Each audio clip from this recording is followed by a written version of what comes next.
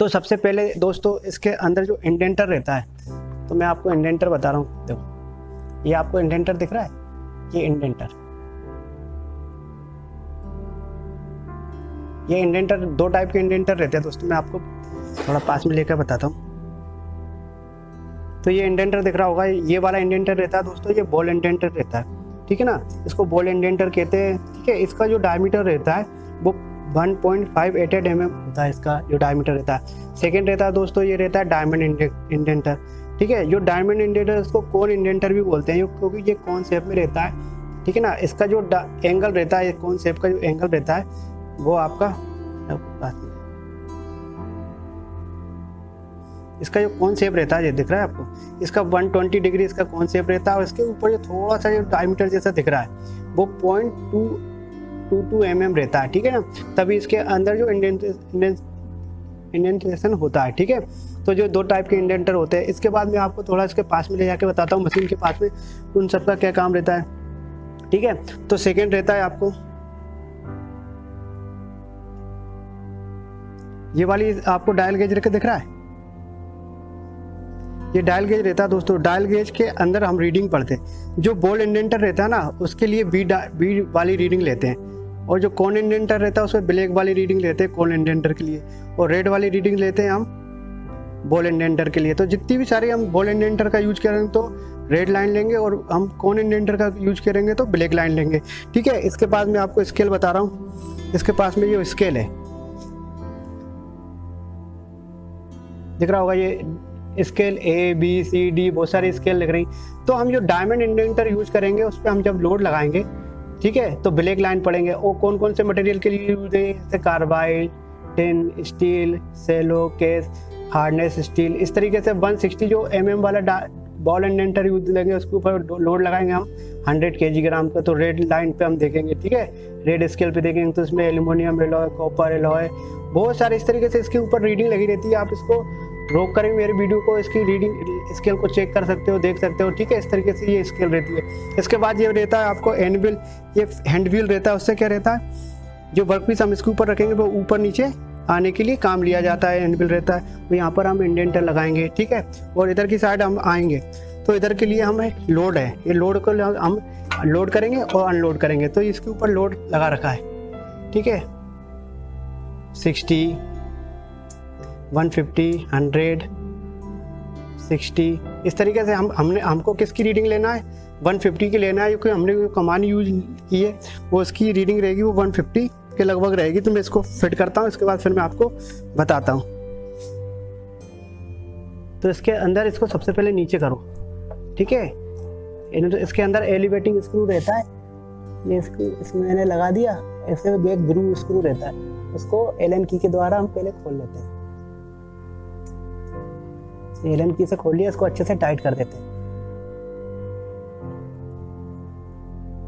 ये हमने लगाया कोन इंडेंटर, ठीक है। जो इसकी रीडिंग लेंगे वो 150 लोड हमने इसके ऊपर अप्लाई कर दिया, लोड लगा दिया। अब सबसे पहले हम क्या करते हैं, कोई भी मटेरियल रहेगा या कोई भी चीज़ रहता है उसको 10 किलोग्राम का माइनर लोड देते हैं।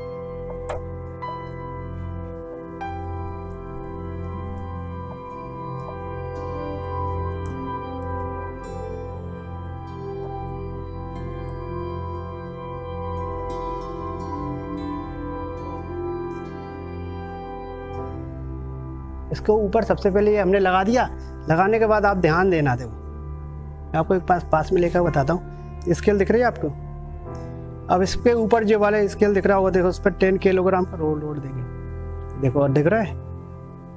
और इसकी पोजीशन पे हम 0 पे इसको ला देंगे, ये ठीक है। तो ये दिख रहा होगा 0 से लेकर 3 पर आया इसके, और इसकी पोजीशन 0 है। अब इसके ऊपर हम लोड अप्लाई करेंगे। अब मैं इसके ऊपर लोड अप्लाई कर रहा हूँ। लोड अप्लाई कितने का किया दोस्तों, देखो 150 का किया। इसके बाद इसके ऊपर अब लोड आएगा तो कितना आएगा मैं आपको बताता हूँ। धीरे धीरे ये स्केल चालू होगी तो मैं आपको बताता हूँ। देखो दोस्तों, अभी रीडिंग लेना चालू हो गया है, एंटी क्लॉकवाइज घूम रहा है, ठीक है, 0 से लेकर 90, 80। इसके बाद ये क्या रहता है दोस्तों, इसके ऊपर जो हमने 10 किलोग्राम का लोड दिया, इसके बाद मैंने 50 किलोग्राम का लोड दिया ना, तो टोटल लोड हो जाता है 150 ग्राम। तो इसके अंदर 0 से लेके 1 2 3 जो स्केल दे रखी ना 3 तक, तो इसके ऊपर जो बना है ना वो 50 ग्राम में डिवाइड कर दिया, यानी 150 लोड को 3 भागों में डिवाइड कर दिया है। तो एक डिवीजन जो 1 पे है तो वो 50 किलोग्राम की है, सेकंड पे 100 और थर्ड पे वो 150। इस तरीके से तीनों रीडिंग इसके ऊपर आ रही। अब इसके बाद जब मूव करने के बाद रुकेगा तो कौन सी पोजीशन पे आएगा तो इसके अंदर डायरेक्ट रीडिंग आ जाती है। तो मैं इसके जो रीडिंग ले रहा है इसके बाद मैं थोड़ा सा आपको बता देता हूँ। जो रॉकवेल टेस्ट होता है ना वो दोस्तों सुगमता के साथ जल्दी हो जाता है, और रॉकवेल जो टेस्ट में कैलकुलेशन की भी कोई ज़रूरत नहीं पड़ती है। रॉकवेल टेस्ट से बहुत नरम मटेरियल तथा बहुत हार्ड मटेरियल भी आसानी से इसके ऊपर टेस्ट किया जा सकता है दोस्तों। प्रारंभ में जो हम पहले जो 10 किलोग्राम का फोर्स लगाते हैं ना, उससे क्या होता है इसके अंदर जो थोड़ा बहुत भी एरर रहती है वो भी दूर हो जाती है दोस्तों। इस तरीके से इसके कुछ इंपॉर्टेंट लाभ रहते हैं जो हम इससे डायरेक्ट कर सकते हैं। इस तरीके से ये धीरे धीरे लोड बढ़ रहा है, मैं अब थोड़ा सा रोक देता हूँ, इसके बाद फिर चालू कर दूँ क्योंकि इसमें टाइम ज़्यादा लग रहा है।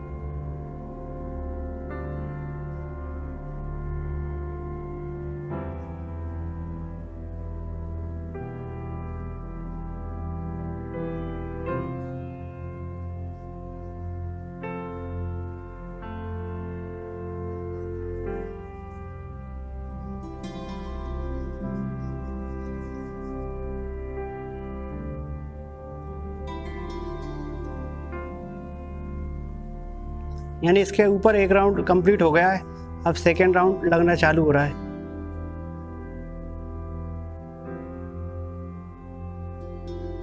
तो आपको दिख रहा हो ना 0 से के 1 2 अब 2 के लगभग आ गया है इसके, यानी दूसरा राउंड हुआ तो ये रिवर्स में आ रहा है ना।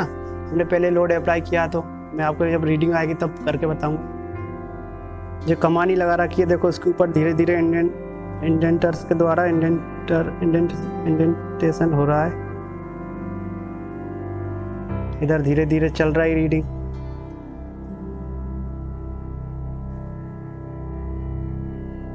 धीरे धीरे चल रही है, थोड़ी देर बाद बंद हो जाएगी तो फिर हम इसके ऊपर लोड को अनलोड करेंगे और डायरेक्ट रीडिंग इसके ऊपर कैलकुलेशन डायरेक्ट रीडिंग आ जाएगी।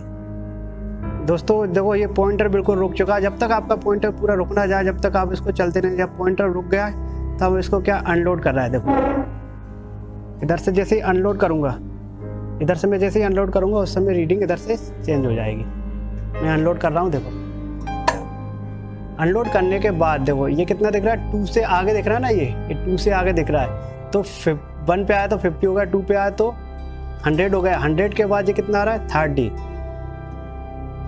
31 32 33 32 35 36 37 और 37 के आगे, यानी इसका जो कमानी की जो हार्डनेस है वो 138 के लगभग है दोस्तों। इस तरीके से मैंने आपको बताया इसकी किस तरीके से रॉकवेल टेस्ट करते हैं दोस्तों। मैं आशा करता हूँ ये वीडियो आपको अच्छा लगे। यदि वीडियो आपको अच्छा लगे लाइक करना, शेयर करना, सब्सक्राइब करना। Thank you for watching.